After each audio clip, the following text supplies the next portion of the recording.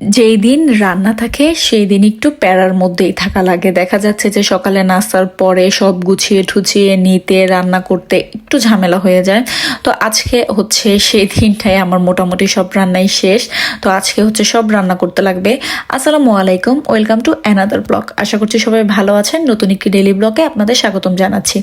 তো সকালে নাস্তার পরে এখানে হচ্ছে আমি দুপুরের রান্নার জন্য আয়োজন করতেছিলাম। তো আগে হচ্ছে ভাত আর হচ্ছে আলুর টক রান্না করব, সেটা বসিয়ে দিয়েছি।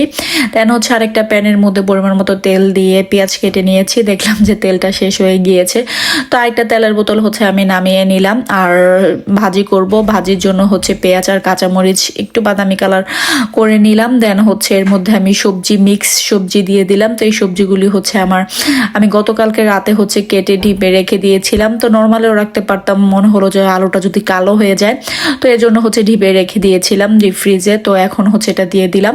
তো সামান্য পরিমাণ হলুদ, মরিচ আর হচ্ছে পরিমাণ মতো লবণ দিয়ে দিয়েছি। সেম হচ্ছে আলুর টকটা যে রান্না করব সেটার মধ্যে হচ্ছে সামান্য পরিমাণ হলুদ, মরিচ আর হচ্ছে লবণ দিয়ে দিয়েছি। পাশাপাশি হচ্ছে একটু পেঁয়াজ কুচিও দিয়ে দিয়েছি। তো এদিকে ভাতটা বলক চলে আসছে। আমাদের এদিকে ভাত মানে যে চালটা, ওইটার ভাত হতে একদমই কম টাইম লাগে, 10 মিনিট থেকে 15 মিনিট সময়ের মধ্যে হচ্ছে ভাতটা হয়ে যায়। তো আমি ভাতটাকে হচ্ছে ঝরা দিয়ে দিয়েছি আর ওই বান্নাটার মধ্যে হচ্ছে ভাজিটাকে দিয়ে দিয়েছি। এখন হচ্ছে ভাজিটার মধ্যে একটু ধনেপাতা দিয়ে দিলাম। আর এদিকে হচ্ছে আমি মুরগির মাংস রান্না করব, তো সেই মাংসটাই হচ্ছে ভেজে নিব। তো মাংসগুলিকে হচ্ছে মানে রান ছিল বড় সাইজের, আমি মাঝখানে হচ্ছে কেটে নিয়েছি। তো এটাকে হচ্ছে একটু আলু দিয়ে ঝোল ঝোল করে রান্না করব। আর হচ্ছে একটু চিংড়ি মাছ ভুনা করব। তো এই চিংড়িটা নতুন এনেছে, একটু বড় সাইজের, মানে একদমই পুরো ক্লিন করা, জাস্ট হচ্ছে ধুয়ে হচ্ছে লেজটা ফেলে হচ্ছে ভেজে ফেলা নিলেই হবে। তো চিংড়িটাও হচ্ছে টমেটো পেঁয়াজ দিয়ে আমি ভুনা করব। তো আজান বলতেছিল যে টক আর হচ্ছে চিংড়ি খাবে। তো সাজেল তো হচ্ছে মাংস ছাড়া কিছু খাবে না। তো গরুর মাংস, খাসির মাংস কয়েকদিন খাওয়ার পরে এখন বলতেছিল যে আম্মু আমার জন্য একটু মুরগির মাংস রান্না করো। তো সেই জন্য হচ্ছে মুরগির মাংস রান্না করা। আর আজানের জন্য হচ্ছে টক মাস্ট লাগবেই, টক বা ডাল। তো সেটাও হচ্ছে আমি বসিয়ে দিয়েছি। তো মাংসগুলি ভাজা হয়ে গিয়েছে, তুলে নিয়েছি। ওই প্যানের মধ্যে হচ্ছে আমি আর একটু তেল দিয়ে পেঁয়াজ দিয়ে দিয়েছি। এখন হচ্ছে গরমের মশলা আর হচ্ছে কাঁচামরিচ কেটে দিয়ে দিয়েছি।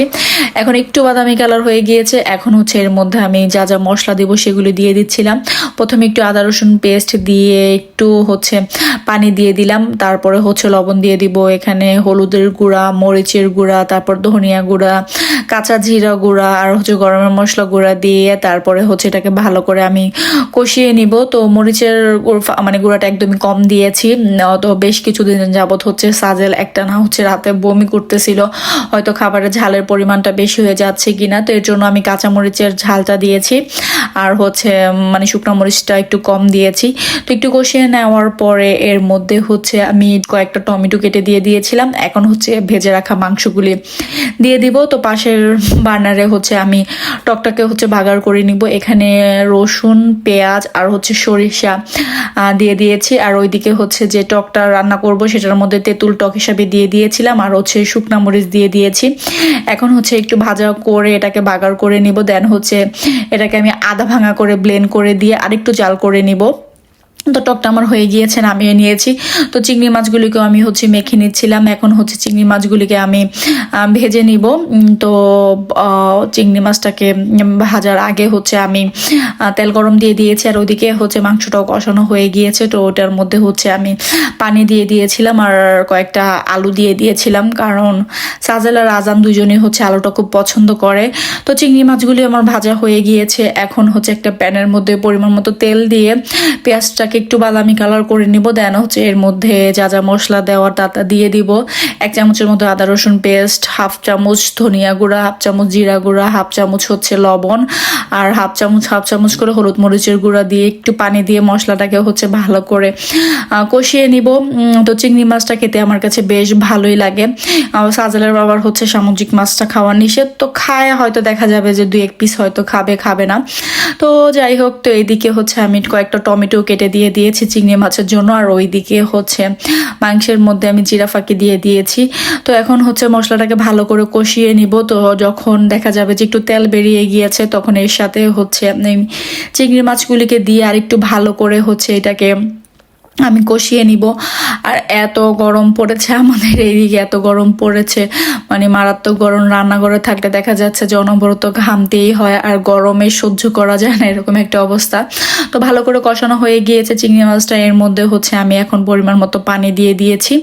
তো চিংড়ি মাছ হতে তো একদমই কম টাইম লাগে, আর আজানের মোস্ট ফেভারিট মাছ হচ্ছে চিংড়ি মাছ। তো যখন ঝোলটা কমে এসেছে, এর মধ্যে হচ্ছে জিরা ফাঁকি আর হচ্ছে আমি ধনেপাতা দিয়ে আর একটু ঝোল কমিয়ে হচ্ছে এটাকে নামিয়ে নিব। দেন হচ্ছে আমি পাশাপাশি হচ্ছে যা যা মানে আমার রান্নার থালা বাসন বের হচ্ছিল, তো সেগুলিকে আমি ধুয়ে নিচ্ছিলাম। তো অলরেডি ধোয়া আমার হয়ে গিয়েছে, এখন হচ্ছে জাস্ট কিচেনটা একটু মুছে দেওয়ার পালা। আর ওইদিকে আমি রুমগুলিও পাশাপাশি ক্লিন করে নিয়েছি। তো যাই হোক, আজকে ছোট্ট একটা ভিডিও, আশা করি আপনাদের ভালো লাগবে। যদি ভালো লেগে থাকে তাহলে অবশ্যই একটি লাইক দিবেন, আর ভিডিও সম্পর্কে কোনো মন্তব্য থাকলে অবশ্যই আমাকে কমেন্ট করে জানাবেন যে আমার ভিডিও আপনাদের কাছে কেমন লাগে। ফেসবুক থেকে দেখে থাকলে অবশ্যই ফেসবুক পেজটিকে ফলো করে দিবেন, আর ইউটিউব থেকে দেখে থাকলে অবশ্যই ইউটিউব চ্যানেলটিকে সাবস্ক্রাইব করে দিবেন। তো এই তো রান্নাবান্না শেষ, কিচেনও আমার ক্লিন করা হয়ে গিয়েছে। এখন হচ্ছে গোসল করে নামাজ পড়ার পালা। আর সাজালের বাবা একটু পরেই চলে আসবে, তো টেবিলে খাবারও আমি নামাজ পড়েই তো বেড়ে দিয়েছি।